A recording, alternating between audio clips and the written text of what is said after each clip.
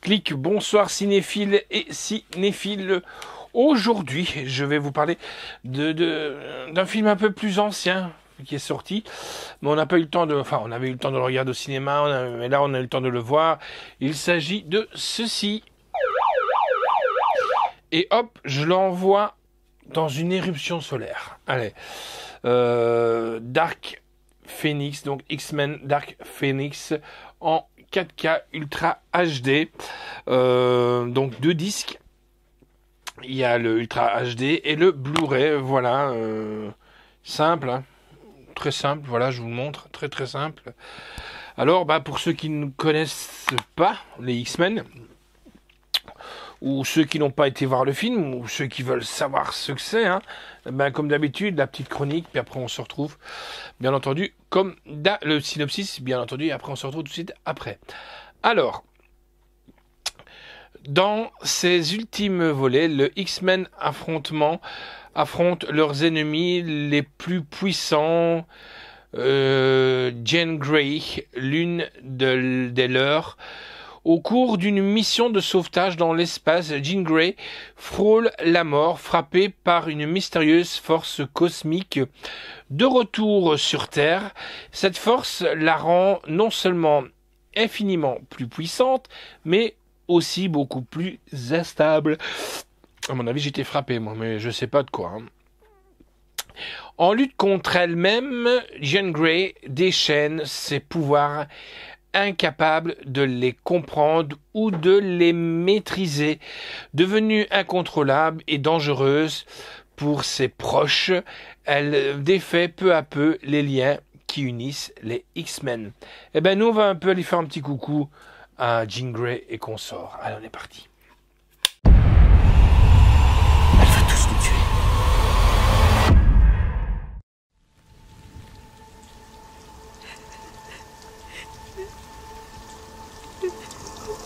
Pourquoi tu m'as fait faire ça?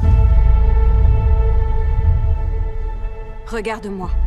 N'écoute que ma voix. Je ne te laisserai pas, Jean. C'était une amie. On est une famille, Jean. Arrête. Quoi qu'il arrive. Arrête.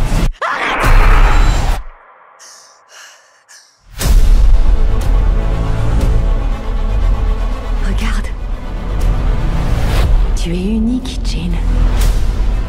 Si tu cesses de lutter contre la force qui t'habite, si tu la fais tienne, tu disposeras du pouvoir d'un dieu.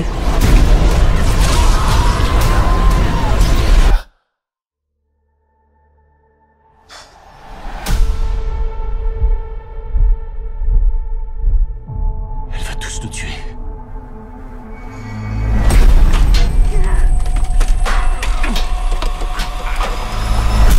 Dites-moi ce qu'on peut faire, Charles. Dites-moi quoi faire. Je ne sais pas quoi faire.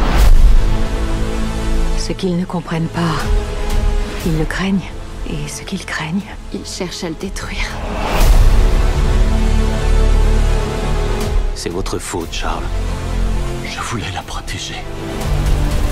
J'ai peur de ça. Quand je ne me contrôle plus.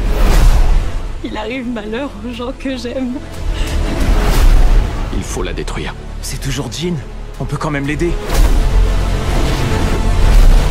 On voudrait parfois que les gens soient ce qu'ils ne sont pas. Et quand on comprend enfin qui ils sont, il est trop tard.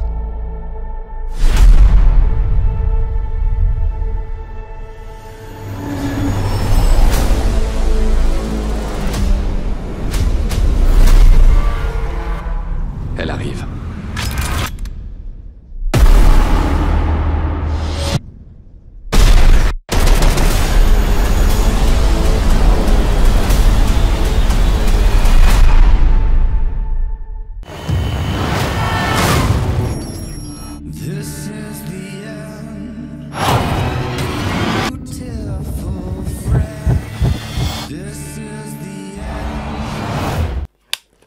Alors, que dire sur cet X-Men un peu tiré par les cheveux? Je me rappelle au cinéma, je trouvais un peu le temps long.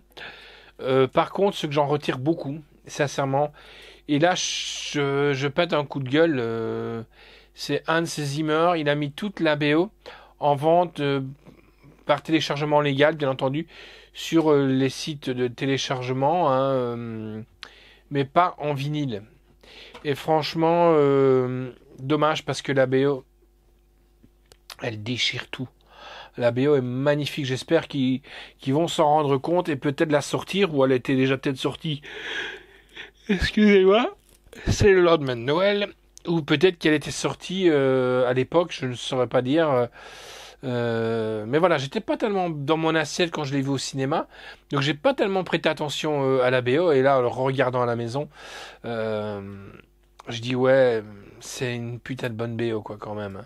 Comme Hans Zimmer sait le faire. Alors ce que je peux dire, nouvel opus, un tantinet suporifique, c'est ce que je vous ai dit. Mais avec de beaux effets spéciaux, là il n'y a rien à redire. Hein. La réalisation manque parfois de punch. Les fans apprécieront, les autres moindres. Voilà, mais c'est vrai que dans les X-Men, ce qui est un peu perturbant, c'est qu'on est habitué avec un Xavier jeune, un Xavier plus vieux, un Eric c'est pareil. On ne sait plus en quelle année on se retrouve, dans quel contexte on se retrouve. C'est un peu comme si on se souvient, et là j'en profite, pour les Star Wars. C'est pas dans le même sens, et ça nous perturbe un peu. Enfin, moi maintenant, vous, je sais pas. Mais moi, voilà. Mais c'est vrai que si on pouvait avoir je mets un petit peu ça à les pouvoirs de Jean Grey au pouvoir de Captain Marvel. C'est-à-dire que à mon avis, ils ont trop fait, mais ils ont suivi la trame hein, des Marvel. Et Captain Marvel, elle est trop puissante. C'est fou, c'est la plus puissante de tous. Et Jean Grey, c'est la plus puissante. Enfin, c'est la plus puissante. Donc voilà, à un moment donné, qui pourra vaincre quelque chose qui est le plus puissant? Je crois pas. Donc c'est ça que ça tourne un peu en boucle. Ils auraient peut-être dû mettre ces dernières films peut-être à la fin, le dernier chapitre. Voilà, enfin, c'est mon ressenti, ce n'est que moi. Maintenant, je peux peut-être me tromper. Mais, excusez-moi, je me répète, c'est la veille de Noël. Enfin, c'est pas la veille, c'est le jour d'après Noël. The day after Christmas. C'est le jour de Noël. Aujourd'hui, c'est le jour de Noël. Mais le réveillon, non, c'était hier. Voilà, donc, c'est dur, quoi. Alors, en X-Men Dark Phoenix, il existe donc en Ultra HD 4K et plus le Blu-ray américain fatalement hein. En audio on a du français, de l'anglais des tests 5.1, l'anglais 7.1. Merci, ils ont encore mis de l'atmos sur de l'anglais, sous-titres français et anglais, sous-titres pour malentendants anglais. La note que j'ai donnée, c'est un 7,5 sur 10. Ouais, vous allez me dire, ouais, qu'est-ce qu'il faut, il note très bas. Mais voilà, l'histoire est bien, mais suporifique. Suporifique, quoi. Voilà. Par contre, les acteurs, ils sont top. Jennifer Lawrence et d'autres que je vais vous citer par après. Ils sont top. C'est peut-être, je sais pas. Voilà. Alors, la réalisation est de Simon Kinberg, histoire originale est de Chris Claremont, de John Burns, d'après les personnages du comics Marvel. Production est de Simon Kinberg, Hunch Parker, Lauren Schuller Donner, et Todd Halflen, avec donc James McAvoy, Michael Fassbender, qui est excellent. Mais voilà, Michael Fassbender qui prend le rôle d'Eric. Voilà, on est un peu perdu. Voilà, ça aurait dû commencer par là. Jennifer Lawrence, Nicolas Hoult, Sophie Turner, Ty Sheridan. Personnages non humains, on a fatalement les X-Men, hein, les professeurs Xavier. Là, je vois pas pourquoi est-ce qu'il dit personnage non humain. Voilà. Wolverine, je sais vraiment pas pourquoi est-ce que on n'entend même pas parler de lui. Voilà quoi. Magneto, fatalement, c'est Eric. Eric, donc Michael Fassbender. Hein. Storm, c'est tornade. Et Mystique, Mystique, c'est Mystique, quoi. Voilà. Très, très, très belle performance. Musique, bien, de Hans Zimmer.